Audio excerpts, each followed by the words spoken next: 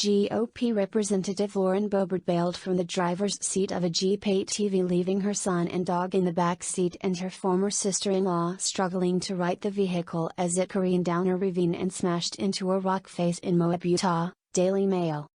Comcan exclusively revealed. According to a family insider, Boebert, 35, was off-roading on Mother's Day 2020, just 2 weeks before she was to win a Republican primary, when she lost control and bailed, leaving her family members to their fate.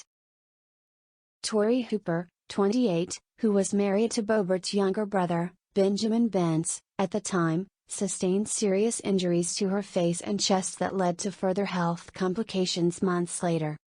Yet DailyMail.com has learned that no 911 call was ever placed.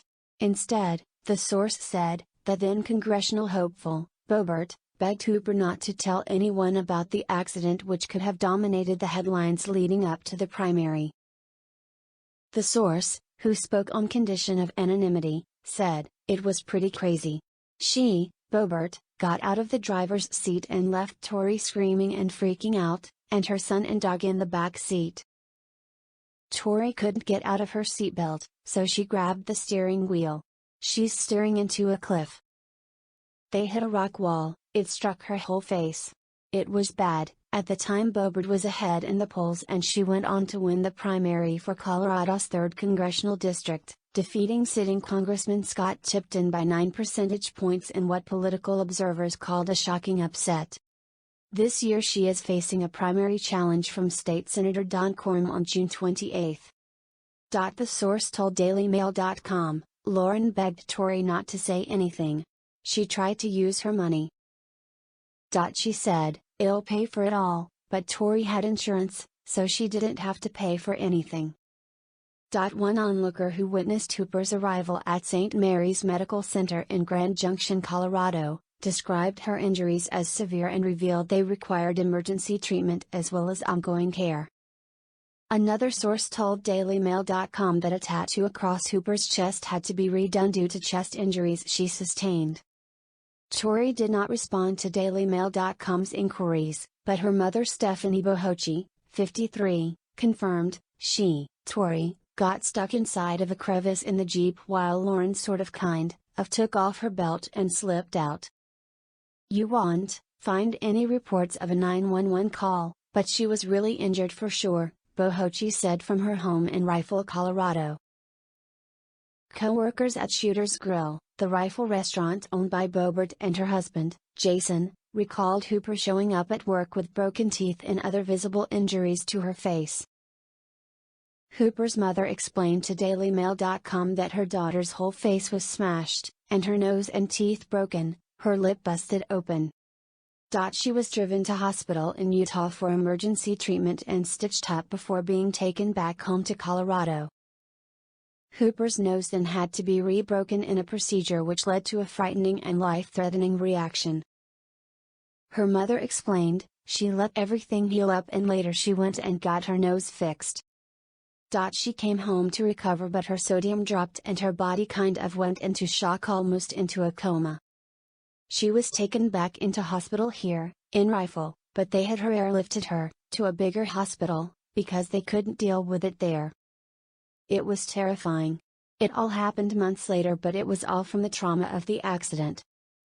David Wheeler, president of American Muckrakers PAC Incorporated, the group that released a litany of unflattering information about North Carolina Representative Madison Cawthorn, who lost his chance at re-election in primaries last month, has now accused Boebert of covering up vital information in relation to her May 2020 accident.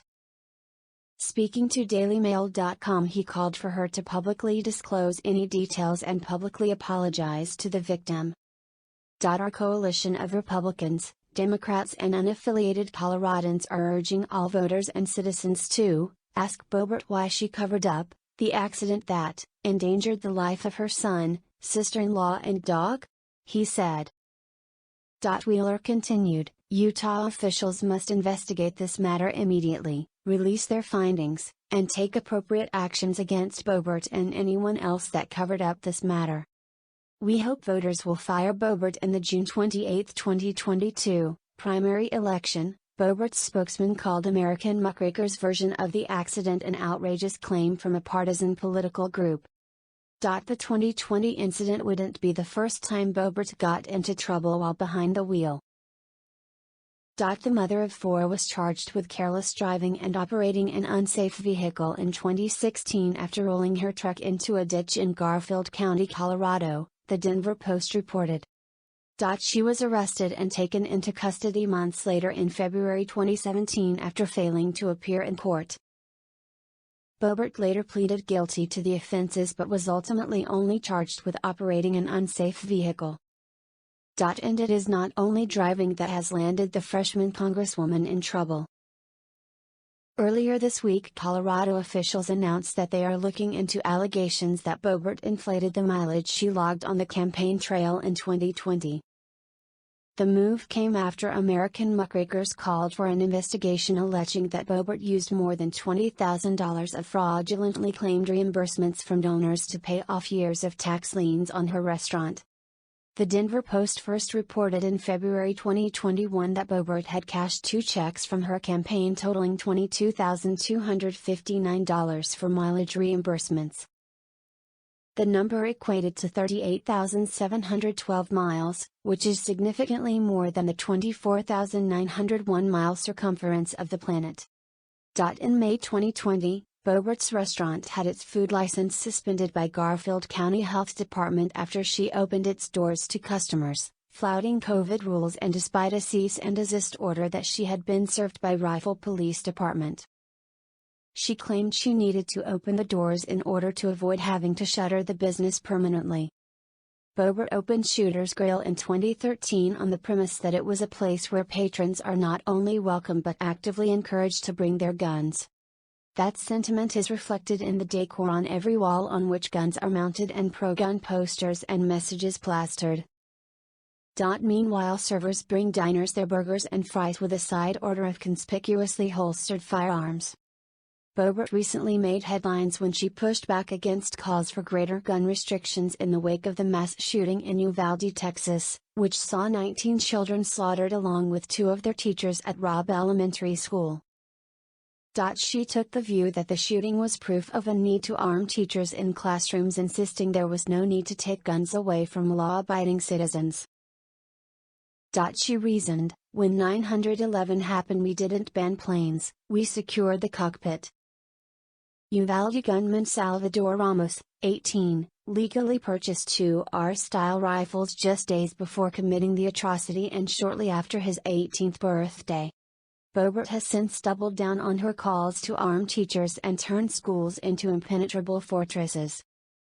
Days after voicing her views on that matter, Boebert was on stage at a pre-primary rally in Casper, Wyoming, in which she lent her support to Harriet Hageman, who is challenging Rep.